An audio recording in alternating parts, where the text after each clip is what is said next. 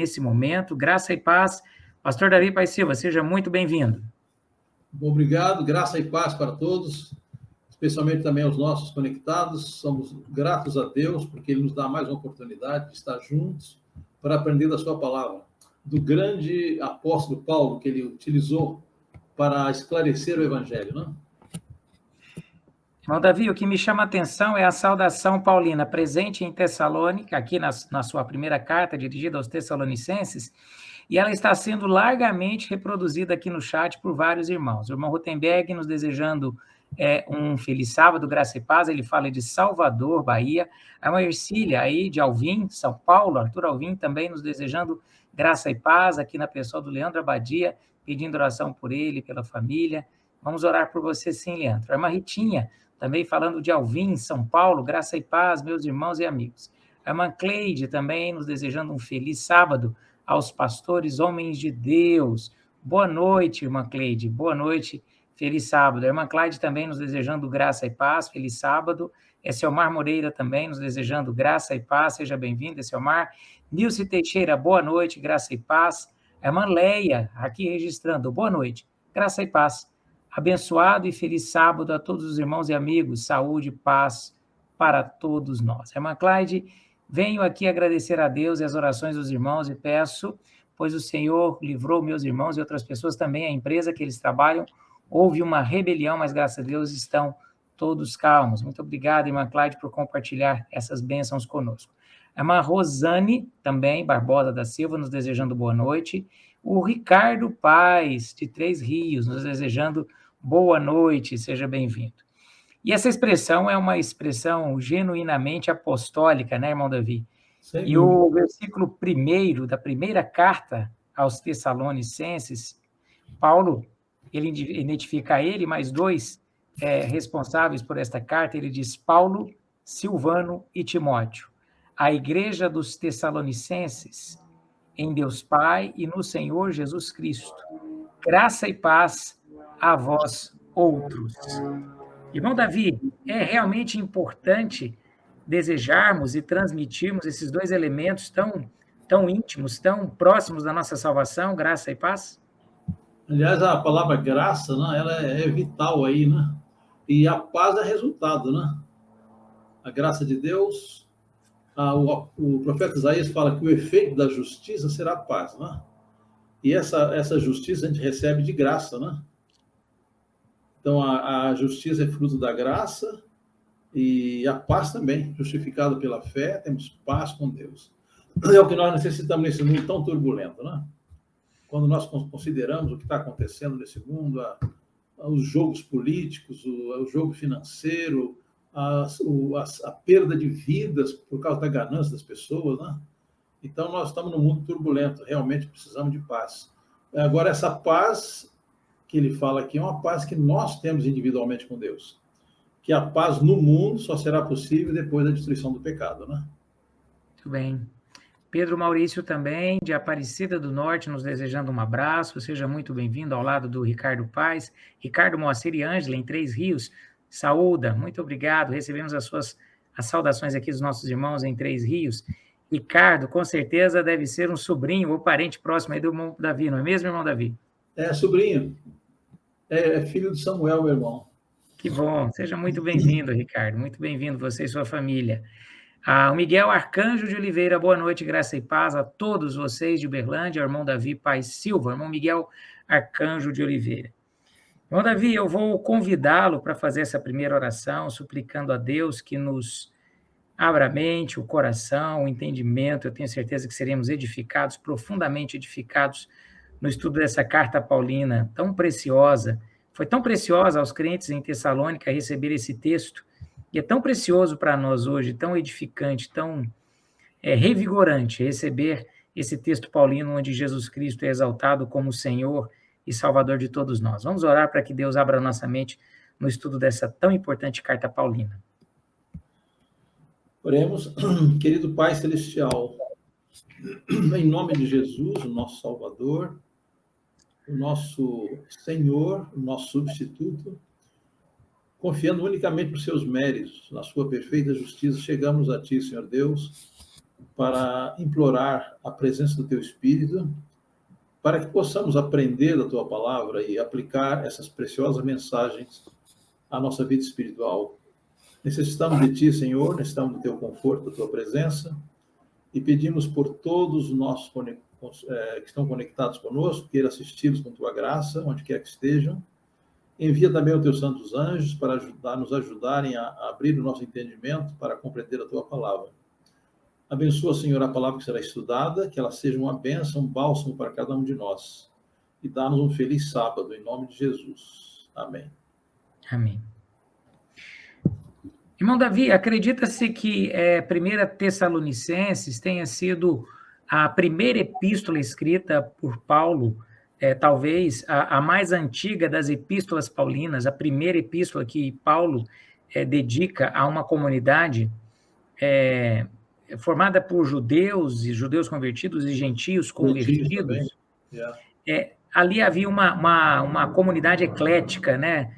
Culturalmente falando, talvez de origens religiosas diversas, como o judaísmo e o paganismo, eles se encontram e os crentes são transformados ali naquela igreja, porque Paulo funda essa igreja na sua segunda grande viagem missionária. Agora, o que me chama a atenção, e nós vamos perceber nessa carta paulina, é o conteúdo de cunho adventista presente nessa carta. Não é verdade, pastor Davi? É interessante que essa palavra, essa carta é totalmente cristocêntrica, né? Ela fala do Cristo como o nosso Salvador, fala de Cristo como aquele que nos livra da ira vindoura, ele fala da volta de Jesus, ele apresenta Jesus como Salvador, como Senhor, como juiz. Então, é uma cartinha bem cristocêntrica, né? Ele centraliza a sua carta, primeiro agradecendo a Deus pelo trabalho feito no coração dos Tessalonicenses, porque ele demonstra aqui que a vida dos Tessalonicenses era uma vida cristã prática, né? Ali era uma cidade gentílica, né? Grega, né? E muitos judeus, como você mencionou, e os gentios tinham abandonado realmente os ídolos, e a vida espiritual dos Tessalonicenses tinha sido espalhada, era um testemunho vivo para todos os lugares ali, né? Aqui fala da Macedônia, da Acaia e outros lugares, ele fala assim, a Macedônia, a Acaia e todos os lugares. Então, a vida, o Paulo, ele demonstra aqui uma alegria muito grande por ver que ele teve ali pouco tempo, mas foi expulso da cidade, né? E ele saiu preocupado com os crentes, mas os crentes ficaram firmes. E ele agradece a Deus pela firmeza dos Tessalonicenses, pela dedicação deles, pela vida cristã prática que eles levavam. E Paulo, ele não esconde, ele não economiza palavras de agradecimento, né? Manifestando a sua alegria por ver os crentes firmes na fé. Aliás, quando o pastor ele percebe que a igreja não é apenas uma composição de uma congregação formal, mas é uma igreja viva que manifesta o amor de Deus pelos irmãos, hospitalidade, né? Companheirismo, dedicação missionária, isso enche o coração do pastor de alegria, né? E é a experiência que Paulo está apresentando aqui. Ele várias vezes ele repete agradecimento, estou feliz por vocês, estão vivendo bem, estão firmes na fé, recebeu notícia de Timóteo, né? Então isso aqui é uma carta muito séria, né? Muito solene e muito prática ao mesmo tempo. Muito obrigado, pastor Davi Paz Silva. Nós vamos agora mergulhar nesse texto paulino, nesse texto cristológico, puramente adventista, porque a segunda vinda de Cristo, será tema e debate nessa carta. Vamos aprender muito sobre esses temas. Agora, eu quero pedir a você, enquanto vamos ouvir a exposição desses 10 primeiros versículos, desse primeiro capítulo de Carta aos Tessalonicenses, que você nos ajude divulgando essa programação, deixando o seu like, fazendo a sua inscrição, caso você não seja um inscrito, compartilhando o link nas suas redes sociais, no Telegram, no WhatsApp, por onde você puder disseminar esse conteúdo virtual, mas que nos proporciona um ambiente real, de comunhão real, com a palavra de Deus e com o Senhor da palavra, que é o Senhor Jesus Cristo. Quero aqui agradecer a Marlete, o irmão Egildo, o irmão Miguel, lá de Aparecida de Goiânia, irmão Miguel, saudades do irmão, muito obrigado por tê-lo aqui. O irmão Elias Caires, muito obrigado, boa noite. Bom, nesse momento já somos 24 pontos de acesso, temos 15 likes. Deixe o seu like, ele nos ajuda a termos mais relevância, a termos mais abrangência nesse mundo tão disputado ciberneticamente falando, mas com a sua ajuda, com seu compartilhamento, com seu like, com a sua inscrição, podemos avançar nesse trabalho tão importante que é a pregação do Evangelho de Jesus Cristo através da internet. Pastor Davi, que Deus possa conduzi-lo no estudo desses 10 versículos, vamos aprender muito, eu estou ansioso para ouvir a apresentação desse primeiro capítulo, dessa primeira série que vamos agora estudar, 1 Tessalonicenses. É com o pastor Davi a palavra. Amém. Bem, o apóstolo Paulo, primeiro ele apresenta os seus amigos, né? Paulo, Silvano e Timóteo. Silvano é uma palavra, é um nome latino para Silas, né? Silas é aquele profeta de Antioquia, né? Que foi encarregado pelos irmãos de Jerusalém para levar aquela carta que resolveu o problema da circuncisão. Timóteo, como sabemos, ele era um jovem aprendiz, né? Mas que se tornou um ministro muito eficiente. Ele era filho de um pai grego e de uma judia piedosa. Eu imagino a alegria de Paulo estar com esses dois companheiros lá juntos, né? E aqui ele escreve aos Tessalonicenses e diz: em Deus Pai e no Senhor Jesus Cristo, graça e paz a vós outros. E agora ele começa a agradecer a Deus, a dizer assim, por todos vós. Paulo ele tinha presente que essas pessoas por quem ele trabalhava, mesmo que ele não tivesse uma lista formal dos nomes, né, mas ele tinha esse pessoal no coração deles. Ele diz assim: dou graças a Deus por todos vós, mencionando em nossas orações e sem cessar, recordando-nos diante de nosso Deus e Pai da operosidade da vossa fé. Então, interessante que Paulo aqui, ele apresenta que a vida dos Tessalonicenses era uma vida cristã prática. Ele agradece muito a Deus, aqui diz assim, a operosidade da vossa fé. Quer dizer, não era uma fé superficial, é uma fé que opera, né? Ele usa a palavra operosidade da vossa fé. Interessante, é a fé que produz as obras, né? E abnegação. A palavra abnegação, ela significa negação do eu, não é? Ab, prefixo latino, não, e negação do eu, né? Ab, eu, negação do eu. Então, os Tessalonicenses eram abnegados, eram hospitaleiros, eram cristãos ativos. Não eram aqueles que estavam preocupados apenas com a teoria da religião. Eles viviam a religião. Eles viviam a fé. Diz que a fé deles é uma fé operosa, né? E também da firmeza da vossa esperança em nosso Senhor Jesus Cristo. Interessante, quando Paulo esteve em Tessalônica, ele foi expulso da cidade, né? Ele teve de escapar rapidamente para não ser condenado. E então ele ficou preocupado porque ele tinha de sair da cidade e deixar os cristãos recém-convertidos, né? Mas ele percebeu que, apesar da saída dele, saída dos ministros, né? A igreja ficou firme, ela manifestou a fé através de uma operosidade, como diz ele, né? Firmeza na fé, porque essas cidades da Grécia, de Tessalônica, eram cidades pagãs, gentílicas, né? Eram cidades imorais. Mas ele diz que, apesar disso, os gentios que haviam escapado da imoralidade pagã estavam firmes, haviam abandonado os ídolos, haviam abandonado aquelas práticas pagãs, tudo isso, né? Isso encheu o coração de Paulo de alegria. Agora ele diz assim, reconhecendo, irmãos amados de Deus, a vossa eleição. Interessante que essa palavra eleição, ela às vezes é mais mal compreendida, né? Mas ela quer dizer alguém que aceitou a Cristo, que vive. O apóstolo Pedro diz assim, fazendo firme a vossa eleição, né? Então, o que comprova que a nossa eleição está válida é a nossa entrega, é a nossa fé, a nossa obediência, a nossa operosidade. O apóstolo Pedro diz assim, se em vocês faltarem os frutos, mostra que a sua fé é vazia.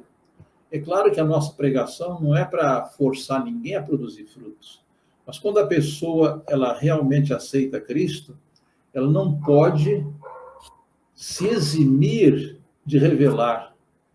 A vida do cristão convertido é como aquele perfume que Maria Madalena soltou no ambiente, né? Onde Jesus estava. Quer dizer, ela não tinha intenção de chamar a atenção de ninguém.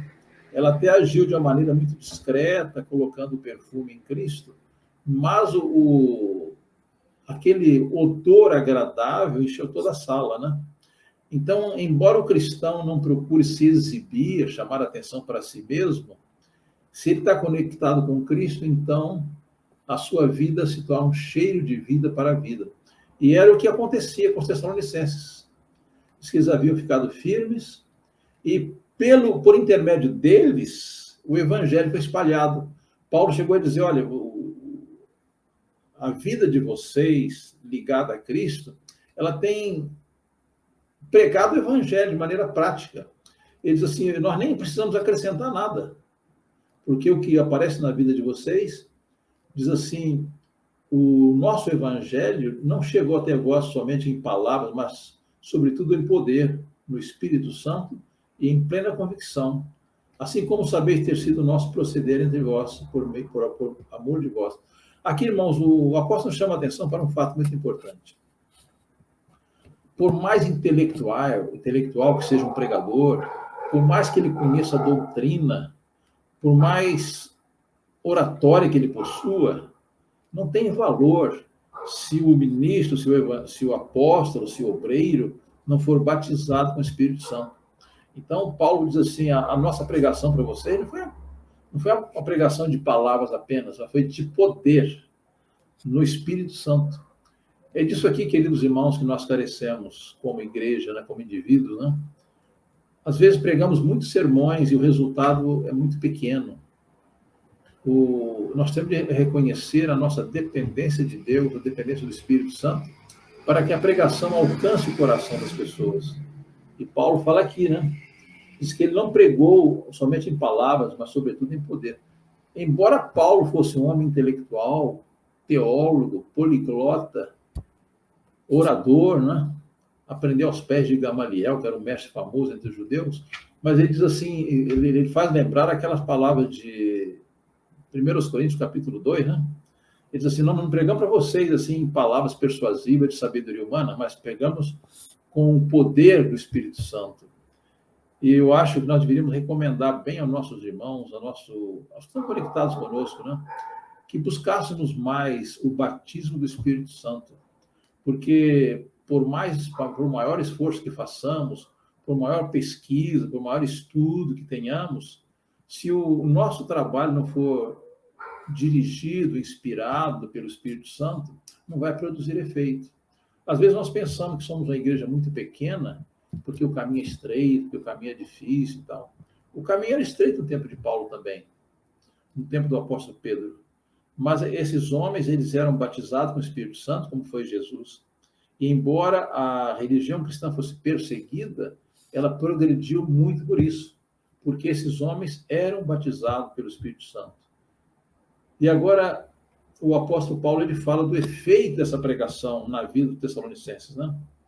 Ele diz assim, vos tornaste imitadores nossos e do Senhor, tendo recebido a palavra, posto que em meio de muita tribulação. Observem, irmãos, que a vida dos Tessalonicenses não era uma vida fácil. Naquele tempo, a religião cristã era chamada de seita, de caminho apenas.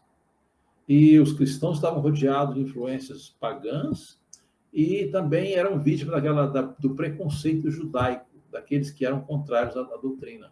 Mas, apesar disso, eles ficaram firmes, né? Passaram muita tribulação, com alegria. Parece uma contradição, né? Passaram tribulação, mas não estavam reclamando, não estavam tristes, não estavam chorando. Diz assim, com alegria do Espírito Santo. Essa é a maneira de resistir às provações, às perseguições, né? Então, o apóstolo Paulo, ele diz aqui que os cristãos, apesar das tribulações, eles tinham alegria no Espírito Santo. E agora ele diz no verso 7, de sorte que vos tornastes o modelo para todos os crentes da Macedônia e na Acaia.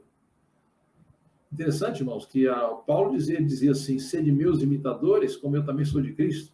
Mas agora ele fala que os próprios Tessalonicenses se tornaram modelo de vida cristã. E ele não se acanha de dizer isso. É claro que aqui ele não está fazendo um elogio barato, ele está falando de coração, o que estava acontecendo de fato, né? Agora o verso 8 diz assim, porque de vós repercutiu a palavra do Senhor, não só na Macedônia e na Caia, mas também por toda parte.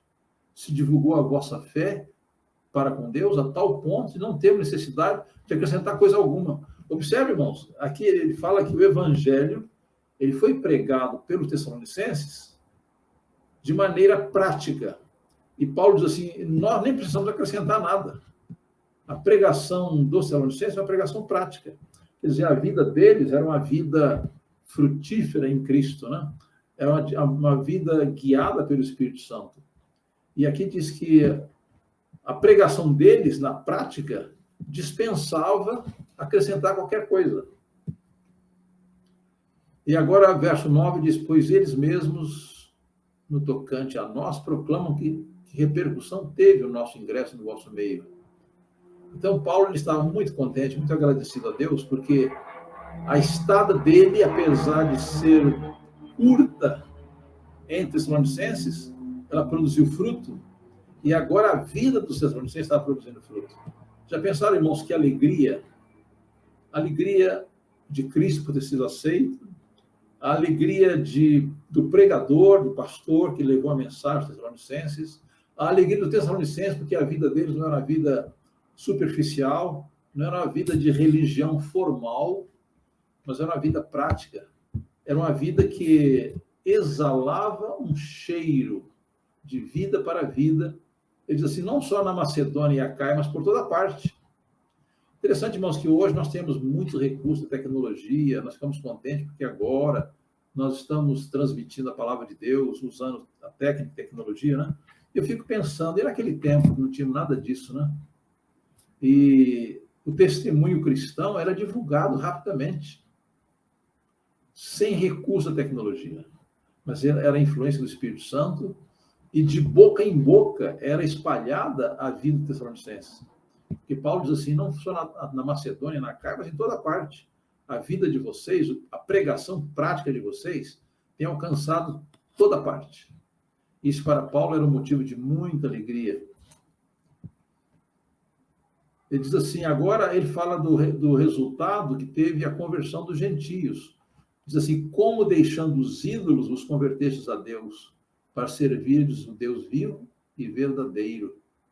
Então, nota, irmãos, a religião pagã, talvez alguém pense que era uma religião grosseira, que assustava as pessoas. Não, era uma religião sedutora, isso sim. Todo culto pagão era regado a vinho, a música, a prostituição. Quer dizer, tinha os atrativos carnais da religião, né? Quer dizer, abandonar o paganismo não era coisa fácil, era uma operação do Espírito Santo.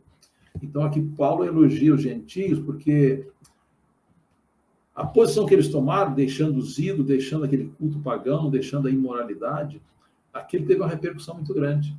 Quer dizer, a nossa pregação, ela tem muito mais efeito quando a nossa vida confirma a nossa conversão.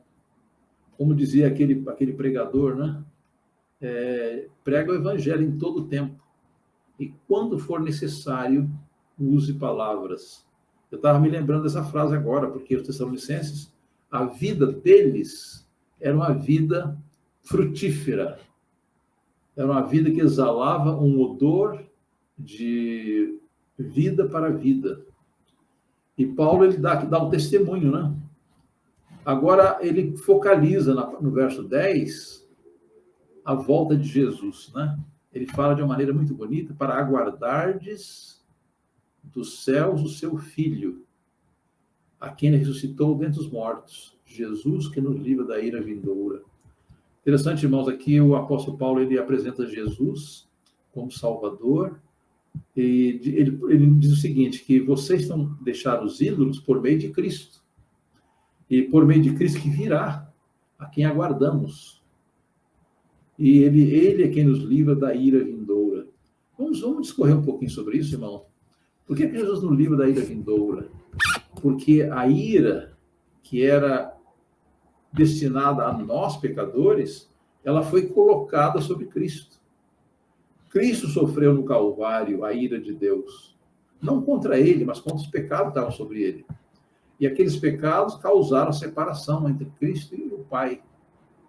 Então, Jesus, ele colocou-se como nosso substituto para receber a ira divina contra os pecados. Por isso, ele se tornou o nosso advogado, ele se tornou aquele que nos livra da ira vindoura, porque ele recebeu aquela ira sobre si. Então, Paulo, nessas poucas palavras do capítulo 1 aqui, ele apresenta Jesus. Interessante que ele menciona Jesus aqui várias vezes, né? No versículo 1, no Senhor Jesus Cristo. No versículo 3, ele fala da esperança em nosso Senhor Jesus Cristo. E aqui também ele fala no versículo 9 do fruto da aceitação de Cristo. E o versículo 10 fala da volta de Jesus, quando ele nos livrará da ira vindoura. Veja, irmãos, que situação. Quando a pessoa aceita Jesus como seu salvador pessoal, ele já está livre da ira. A ira já foi colocada sobre Jesus. Mas ainda na volta de Jesus, e depois do milênio, Deus manifestará a sua ira na destruição daqueles que rejeitaram o seu amor. Então, irmãos, esse capítulo 1, apesar de pequeno, ele tem uma grande mensagem, né? Paulo elogia os cristãos da Tessalônica por terem aceitado a Jesus, pela operosidade da fé, pela fé que opera, né? Ele fala do efeito do evangelho pregado entre os gentios, entre os judeus, e ele fala agora que os tessalonicenses, eles imitaram os apóstolos na sua vida. É claro que ninguém pode imitar um santo se ele não tem a graça de Deus. É por isso que Paulo ele sempre saúda os irmãos com a graça e paz de nosso Senhor Jesus Cristo. Então, queridos irmãos, quando nós aceitamos a Jesus e permanecemos nele, aquela ira de Deus contra o pecado e contra os pecadores, ela foi desviada de nós para Cristo. Em Romanos 6:23 diz: o salário do pecado é a morte eterna, mas o dom gratuito de Deus é a vida eterna, por meio de nosso Senhor Jesus Cristo. É isso que Paulo apresenta aqui. Jesus como Salvador, ele apresenta Jesus como aquele que recebeu a ira divina, ressuscitou dos mortos e nos livra da ira vindoura. Essa é a mensagem do primeiro capítulo de Tessalonicenses. Eu creio que, embora sucinta, embora resumida, embora pequena, ela é muito objetiva. Ela exalta Jesus como o autor da nossa paz, como aquele que nos salvou do pecado, aquele a quem aguardamos. Mais tarde, Paulo vai falar no capítulo 4 da ressurreição, que os tessalonicenses ficaram muito tristes quando perceberam que os seus queridos iam falecendo, mas ele garantiu que a volta de Jesus seria um conforto para aqueles que o aceitam. Queridos irmãos, essa é a mensagem do primeiro capítulo da carta aos Tessalonicenses. Oramos para que essa mensagem possa alcançar os nossos queridos irmãos, possa aumentar a nossa confiança em Jesus como nosso Salvador, aquele que nos salva do pecado, nos salva da consequência do pecado, e na sua vinda nos salvará da presença do pecado, e nos livrará da ira vindoura. Essa ira vindoura é a ira que Deus vai manifestar contra aqueles que rejeitaram a sua graça. Que Deus nos conserve, queridos irmãos, nessa fé. Não apenas uma fé superficial, mas uma fé que opera por amor e purifica a alma. É o nosso sincero desejo para todos nós. Amém.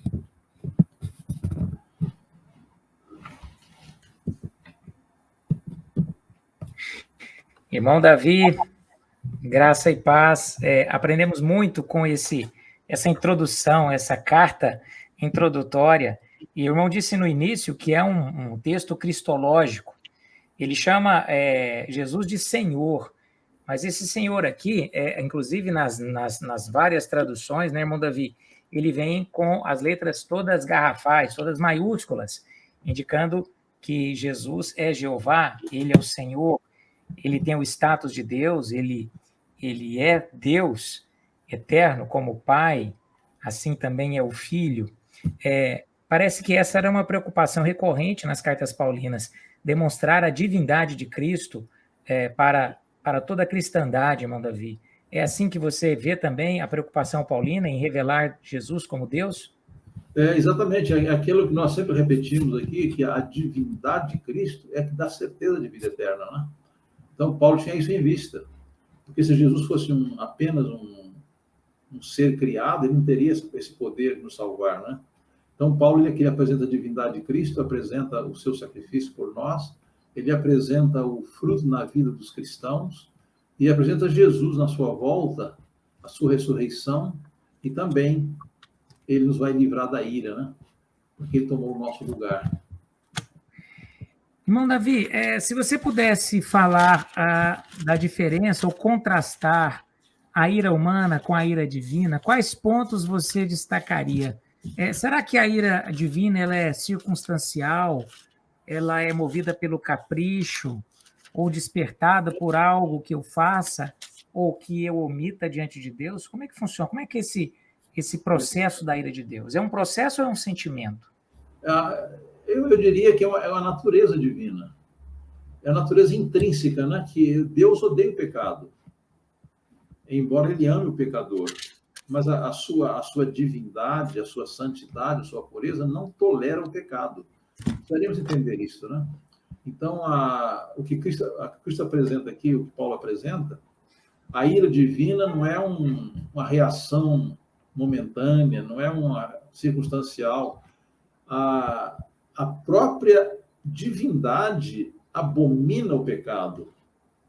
Então, às vezes, quando nós aprendemos alguma coisa da verdade, nós já não suportamos certos ambientes, né? Aí, imagine Deus. Quer dizer, quando nós pensamos que nós vendo aqui esse mundo com essas guerras que estão ocorrendo, a violência, a desonestidade, nós nos sentimos mal. Imagine Jesus com a sua pureza, enfrentando os ambientes adversos, né? Cheio de imoralidade, preconceito, ódio, né? Então, a ira divina não é um capricho da divindade.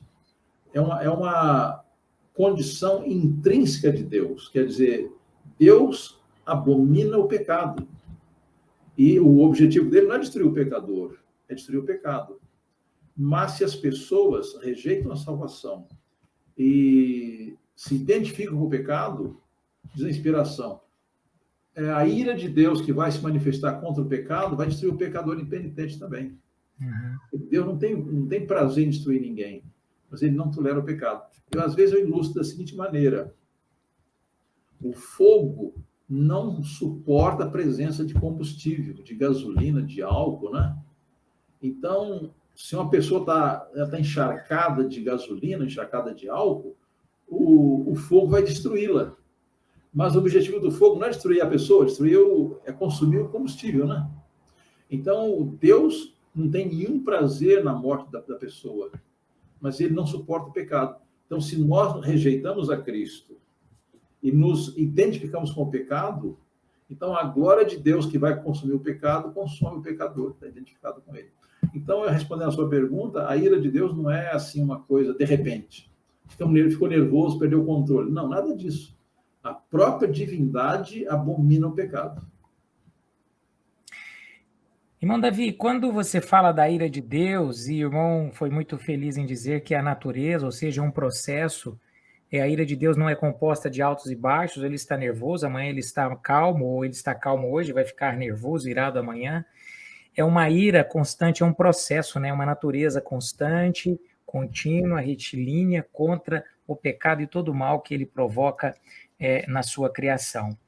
Se fôssemos escolher o evento onde a ira de Deus foi manifestada de forma mais visível ou de uma forma mais drástica, nós poderíamos mencionar aqui o dilúvio, foi uma grande demonstração da ira de Deus.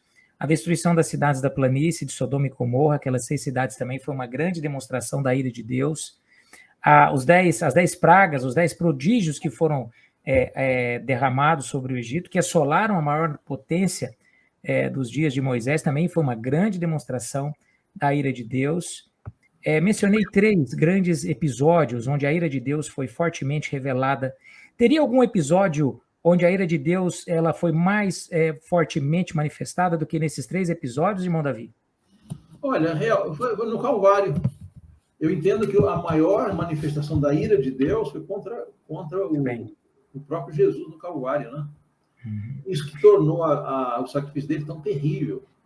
Agora, eu quero lembrar aos nossos queridos internautas que toda manifestação da ira de Deus, como você mencionou lá em Sodoma, no dilúvio, né?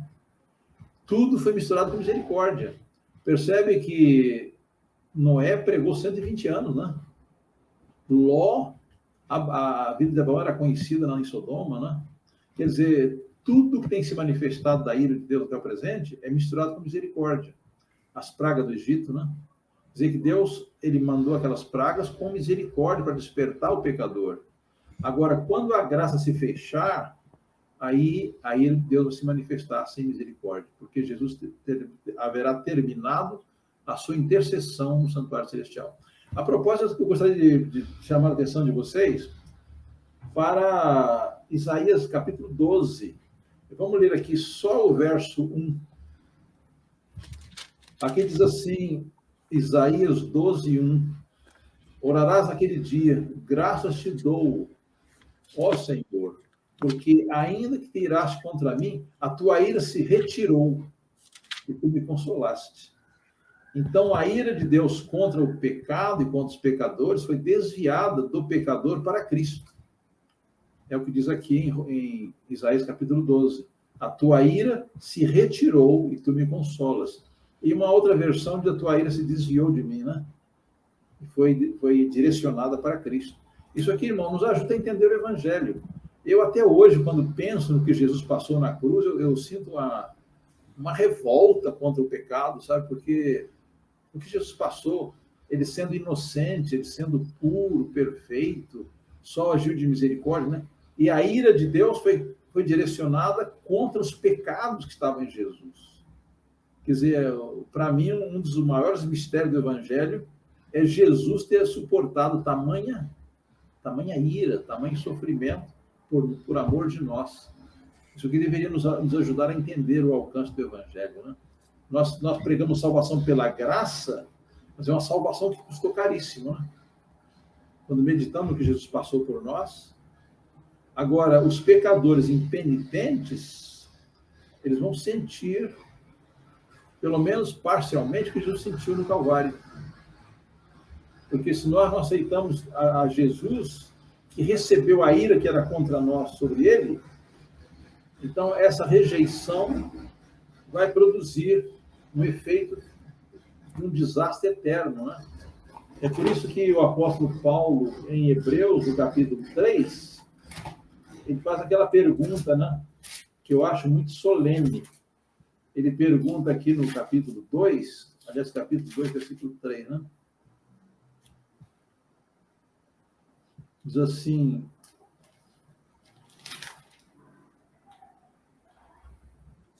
versículo 2, como escaparemos nós se negligenciarmos tão grande salvação?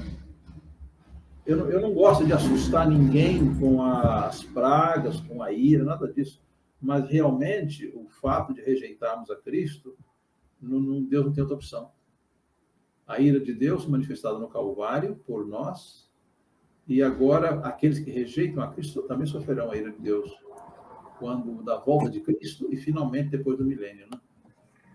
Mas vamos ficar aqui com a mensagem positiva, né? Do apóstolo Paulo. Jesus é a nossa esperança. Jesus é a nossa única esperança. O irmão Carlos Pessoa colocou: Deus odeia o pecado, mas em contrapartida ama incondicionalmente o pecador penitente e arrependido. Bem como desejoso de uma mudança radical em seus atos, palavras e ações, Deus seja louvado. E eu fiz aqui, irmão Davi, uma pergunta aos nossos internautas, aos 26 pontos de acesso. Chegamos a 30 pontos de acesso nesta noite. Se vocês concordam que a maior manifestação da ira de Deus contra o pecado ocorreu no Calvário, na pessoa de Jesus Cristo. Irmão, essa ira ela foi derramada de uma maneira tão profunda, de uma maneira tão direta, que o próprio Jesus chegou a dizer: Deus meu, por que me desamparaste? Ele sozinho pisou no lagar, dos povos ninguém houve com ele, Jesus recebeu essa ira para que pudéssemos receber a sua salvação. Ele recebeu a maldição para que pudéssemos receber a bênção. Ele recebeu a morte para que pudéssemos ter a sua vida. Jesus viveu a vida que deveríamos viver e morreu a nossa morte. Ele nos deu vida em seu sacrifício. Essa permuta, ela é indescritível, não é verdade, pastor Davi? Exatamente. Ele se tornou culpado para que nós fôssemos declarados inocentes, né? Embora sendo grandes pecadores, Deus nos inocenta. Não que ele deixe o pecado de lado, mas porque ele puniu o pecado na pessoa de Cristo. Eu acho, irmãos, nós deveríamos pensar muito nesse ponto, né? O que Jesus sofreu por nós. A dor física não foi praticamente nada perto da dor da separação do Pai. Foi o que ele sofreu em nosso lugar.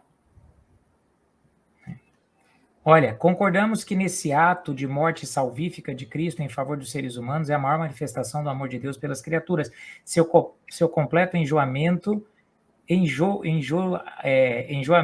pelo pecado e suas consequências, irmão Marcos, está aqui, Carlos Marcos Pessoa. Muito obrigado, irmão Carlos, pelos pensamentos e pelas expressões aqui registradas no nosso chat. Continue compartilhando, continue participando conosco nessa noite do dia 6 de maio de 2022, estamos aqui introduzindo mais uma carta paulina, fazendo um estudo expositivo, ou seja, cada verso sendo analisado de forma pessoal, individual, para que componha todo o conteúdo paulino, todo o texto e contexto paulino dessa maravilhosa carta. Agora, pastor Davi, o próximo capítulo, o nosso próximo encontro, a nossa próxima jornada nessa carta, que comentamos que provavelmente tenha sido a primeira carta que Paulo escreve, dirige uma comunidade ali na Grécia, aos crentes que habitavam aquela região da Macedônia, Tessalônica. Nós temos aqui o segundo capítulo, e parece que o tema principal é a palavra, é a exposição da palavra, é a apresentação da palavra,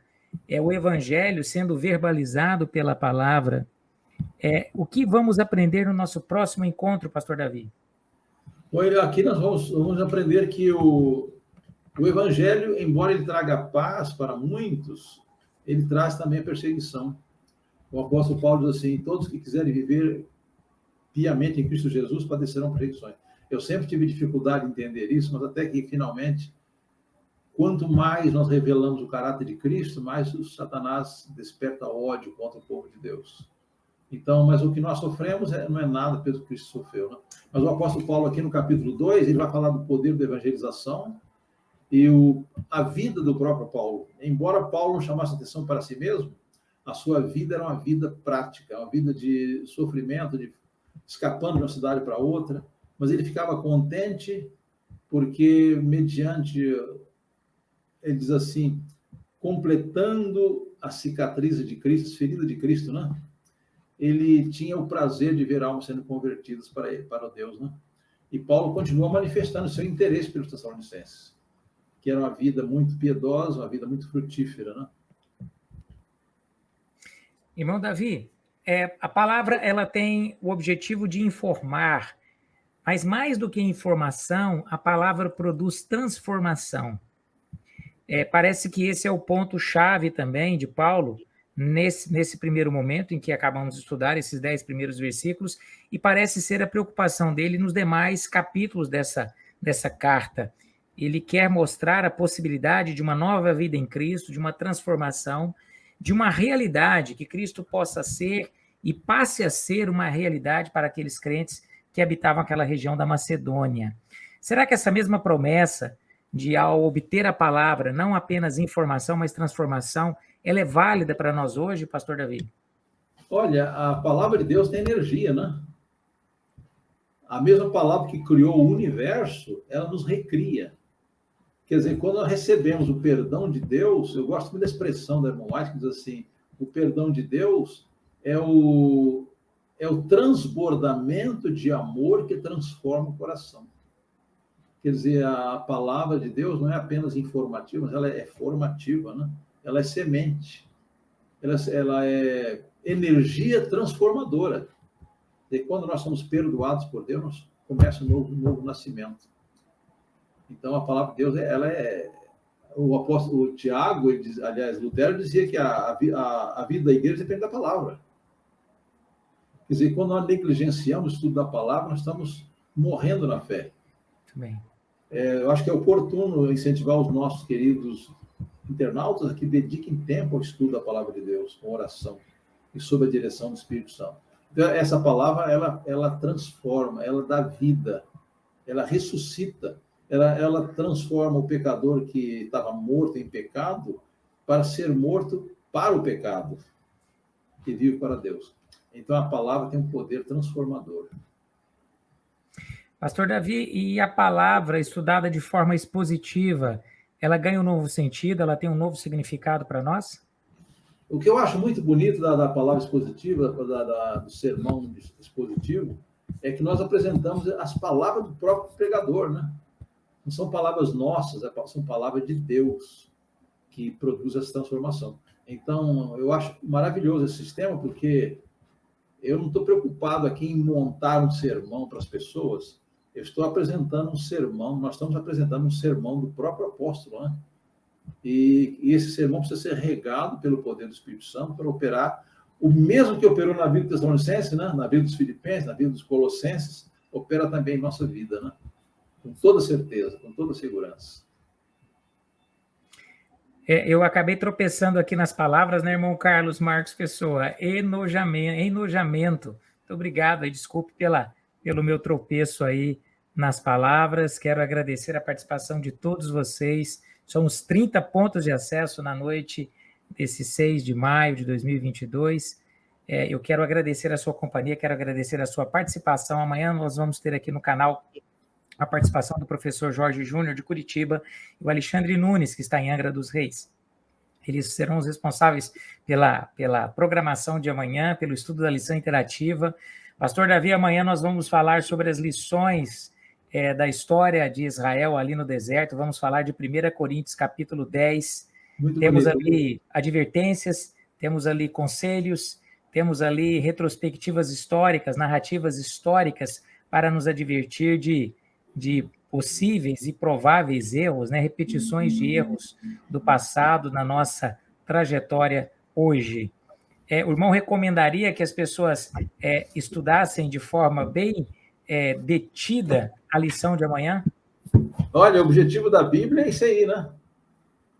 O objetivo da Bíblia é isso aí. Eu sempre me lembro de umas frases que diz assim: quem não aprende dos erros da história, ele está condenado a repetir os erros, né? E o próprio apóstolo Paulo diz que essas palavras foram escritas para aviso nosso. E eu me lembro de outra frase que foi dita da seguinte maneira: a pessoa sábia aprende da experiência dos outros, né? A pessoa medíocre aprende da própria experiência, tem de sofrer, da cabeçada e tudo, né? Mas diz assim, depois a pessoa inepta não aprende nunca, né? Então, vamos ficar com a primeira classe, né? A pessoa sábia aprende da experiência dos outros. Então, as experiências bíblicas não são apenas para não distrair com a história bonita, né?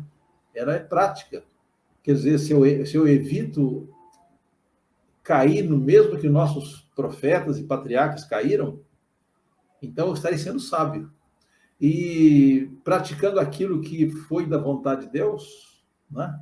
Então, o objetivo da Bíblia é uma história real, uma história prática, que nos transmite lições, para evitarmos repetir os erros do passado e praticarmos aquilo que foi positivo na vida deles. E outra coisa, apesar de cair, Deus não os abandonou. Deus nos ama. Gostaria que nossos internautas levassem para casa essa certeza: Deus nos ama. Não porque sejamos bons, mas porque somos pecadores e Ele nos dá a sua misericórdia. E voltando um pouquinho à cruz, como mencionou o nosso querido irmão Marcos, né? A cruz, ela nos transmite duas lições básicas, né? Deus odeia mortalmente o pecado, mas Deus ama o pecador. O apóstolo Paulo diz assim: onde o pecado abundou, abundou a graça de Deus. Então nós temos esperança, né? Irmão Davi, eu li um comentário em que o articulista diz assim que precisamos fazer da história a nossa pedagoga e não a nossa coveira. É isso mesmo. Nós aprendemos da história, né? Evitar os erros e praticar o que era correto. Bom, Davi, quero agradecer profundamente o seu apoio, a sua participação, esse apoio incondicional que o irmão tem dado aqui ao canal para esse projeto de estudo expositivo da palavra. Vamos percorrer 1 Tessalonicenses, os nossos próximos encontros, serão 5 lives com 5 estudos dos 5 capítulos de Carta aos Tessalonicenses. Quero agradecer a você que permaneceu conosco, somos 28 pontos de acesso, a irmã Clyde, a irmã Maria Aldene Bernardo, nos desejando feliz sábado. Eu quero pedir novamente para que o pastor Davi Paes Silva encerre essa live com oração, e você está formalmente convidado para a nossa programação amanhã, a partir das 9 horas, com o Alexandre Nunes e o professor Jorge Júnior. Vamos orar com o pastor Davi. Amado Pai Celestial, mais uma vez estamos diante de Ti, em nome de Jesus, agradecidos pela maravilhosa revelação da Tua palavra, pelo Teu grande amor, pela Tua maravilhosa graça. Agradecemos, Senhor Deus, por esses momentos tão agradáveis que passamos aprendendo de Ti. E pedimos, Senhor Deus, que abençoe todos os nossos internautas, que não sejamos apenas ouvintes, mas praticantes da Tua palavra. Dá-nos a Tua graça, dá-nos a certeza da nossa aceitação, do perdão dos nossos pecados e da volta de Jesus, quando estaremos eternamente livres da ira de Deus contra o pecado, estaremos livres do pecado em si mesmo e entraremos numa fase eterna da nossa existência, baseado no amor de Jesus. Rogamos também, querido Pai Celestial, que Tu abençoe os nossos queridos internautas, especialmente rogamos pelos que estão enfermos, que estão passando por dificuldade, por provas, aqueles que estão desanimados. Também nos lembramos, querido Deus, daqueles queridos nossos que estão afastados de Ti. Trabalhe em seus corações com Teu Espírito, quebra o poder do inimigo, Senhor, e desperta esses queridos para voltarem ao Teu aprisco. Dá-nos um feliz sábado sob a Tua bênção, sob a Tua proteção. Pedimos em nome de Jesus. Amém.